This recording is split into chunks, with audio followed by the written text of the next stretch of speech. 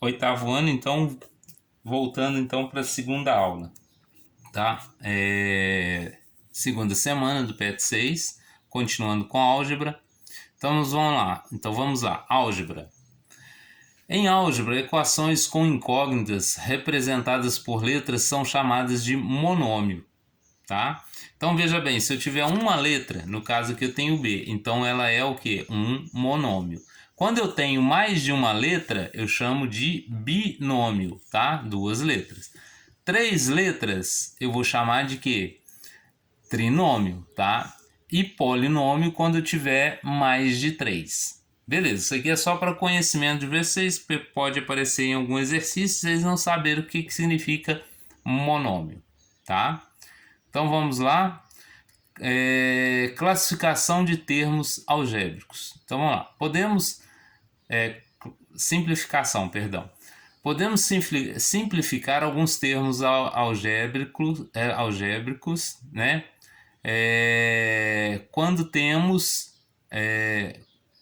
Quando eles têm algo em comum. Exemplo, perdão aqui que deu uma conferindo no celular e na tela aqui, eu fiquei perdido. Então veja bem, se eu tiver aqui no caso 8 e 16, esses dois termos têm algo em comum? Tem, todos os dois são divisíveis por 2, por 4, por 8, né? Então o primeiro passo é colocar esses dois termos dentro de um parênteses. Segundo passo, dividir eles pelo maior número possível, no caso 8. Se eu dividir 8 por 8, 1. Se eu dividir 16 por 8, 2, tá? Então essa aqui já é uma equação, vamos chamar de equação simplificada, tá? Fizemos com números, mas podemos fazer também com termos algébricos, tá? Ou seja, letras.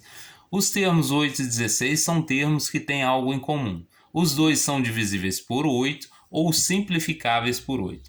O 8 é colocado em evidência de fora do parênteses, não alterando o resultado final da equação, porque se eu fizer essa conta aqui ou essa aqui, eu vou chegar no mesmo resultado, tá? Então vamos lá. Para os termos algébricos não é diferente, podendo ser realizado normalmente. É o mesmo processo. Se eu observar essa equação aqui, o que tem em comum? O x, né? Então a gente pode colocar o x em evidência. Então, ó, neste temos o x como termo comum. Então podemos colocar o x em evidência. Veja bem, que eu vou tampar aqui para vocês verem o processo. Se eu coloquei o x de fora, eu falei para vocês que toda operação matemática não pode alterar o resultado final, né? Então, se eu multipliquei por x de fora, eu tenho que dividir por x lá de dentro. Como que eu vou fazer isso? Ó? Se todos os dois estão divididos por x, ó, 4x ao quadrado dividido por x mais 5x sobre x é igual a zero. Então, eu vou chegar nesse resultado aqui. Eu vou mostrar para vocês como é que eu cheguei ali. Olha só, x ao quadrado dividido por x, aqui eu não tenho 2, então eu vou tirar uma unidade dele. Então, para me tirar uma unidade dele, eu divido x ao quadrado dividido por x, eu corto esse x com 2 aqui de cima. E nesse caso aqui, eu corto esse aqui de cima com esse aqui de baixo, porque esse aqui é apenas x. Vai sobrar o que para mim? Ó? O x está do lado de fora, vezes 4x mais 5, né, igual a zero. Então, não alterou o resultado. Então, como solução, a gente pode fazer o quê? Igualar o x a zero, igual eu fiz aqui, e o 4x mais 5 igual a zero. Aqui eu não continuei a solução ainda não. Vou mostrar no próximo passo aqui, tá? Então, esse aqui é o primeiro passo. Eu vou ter dois resultados. Eu não falei que eu teria dois valores? Nesse caso, um é zero e o outro eu vou encontrar aqui, tá? Então, vamos lá. Termo C. Como que eu vou fazer a solução quando o termo C for igual a zero? Tá? Para x ao quadrado mais bx igual a zero, para resolver este caso, temos que fatorar, dividir a equação pelo termo comum que é o x. É o que a gente falou, né? Colocando x em evidência. Então veja, se eu tiver ax ao quadrado mais bx igual a zero, primeiro passo, eu coloco o x em evidência e vou dividir todos eles por x. Ó. X ao quadrado dividido por x vai sobrar x, igual eu fiz no exemplo anterior, né? Só que aqui já mais adiantado. Bx, se eu dividir por x, sobra quem? Sobra o b, tá? Se sobrou o b, posso continuar. Eu falei que para vocês que eu vou igualar x a zero e o ax mais b igual a zero. Nesse ponto, o lado de cá já está resolvido. Então, eu preciso agora encontrar esse de cá. Como que eu vou fazer isso? Ax, então vou isolar o que tem x de um lado, né? E o que é só número do outro, só o que não contém o x, no caso. Menos b, né? Porque o b está de cá positivo, passa para lá, negativo.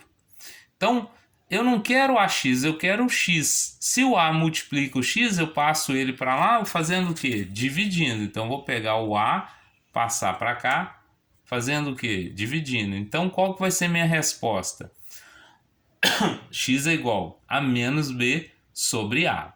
Então, nesse caso, eu tenho duas soluções. Quais são as soluções possíveis? Veja bem, menos b sobre a e zero. Essa aqui é o meu conjunto de soluções, tá? Tanto faz eu usar o zero ou esse primeiro, se eu aplicar aqui, eu vou igualar a zero, tá? Novamente falando que eu terei zero igual a zero.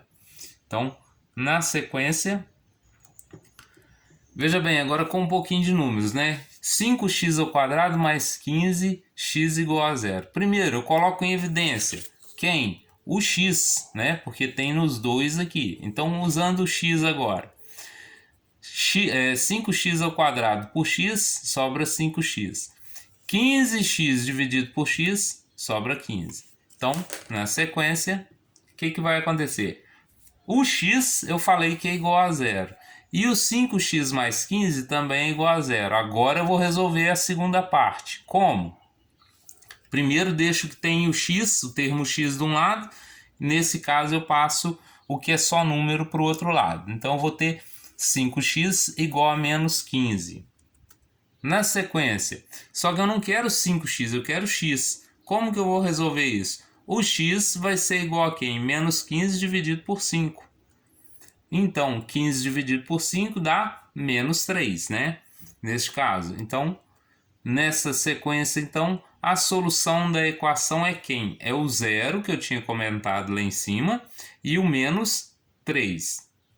Feito isso, esses valores, se substituídos na equação, ela vai zerar.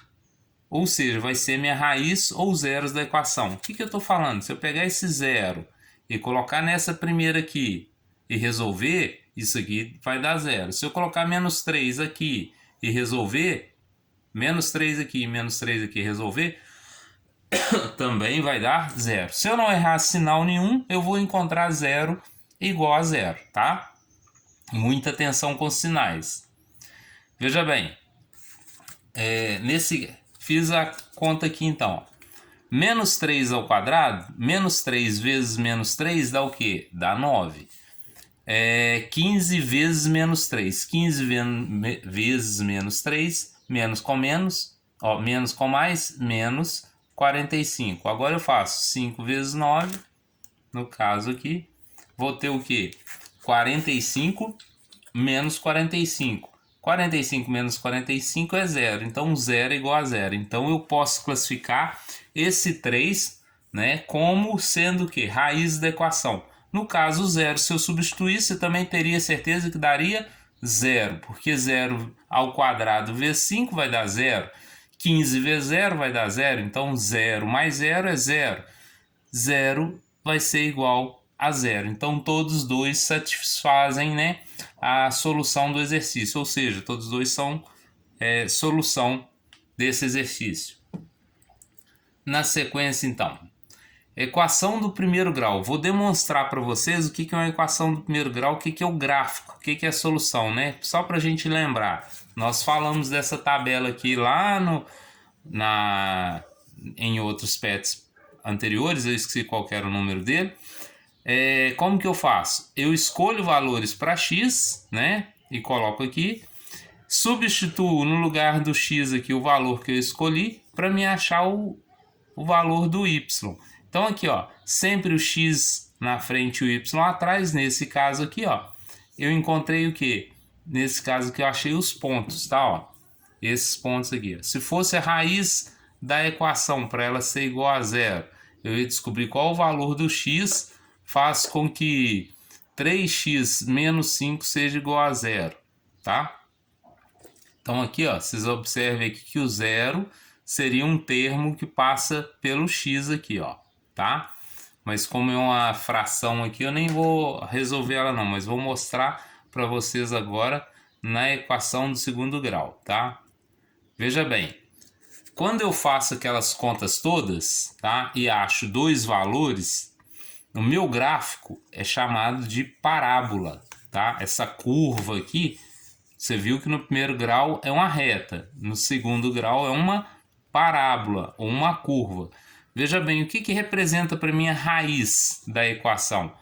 É um ponto aonde a equação toca o eixo do x, tá? Por isso que eu procuro raiz da equação, ok? Estou explicando antecipado aqui só para você saber por que existe a raiz da equação, tá? Então ali, ó, raiz da equação, nesse caso aqui, 1 e 3, tá? E por final agora, nós temos aí os exercícios, né, do PET 6 da segunda semana. As atividades estão na página 22 e 23, os exercícios 1 e 2. Mais uma vez, façam todas as 2 semanas, tá? Vou enviar links separados, como anteriormente. Vocês fazem, tiram uma foto e mandam para mim, tá? Um abraço a vocês, boa aula!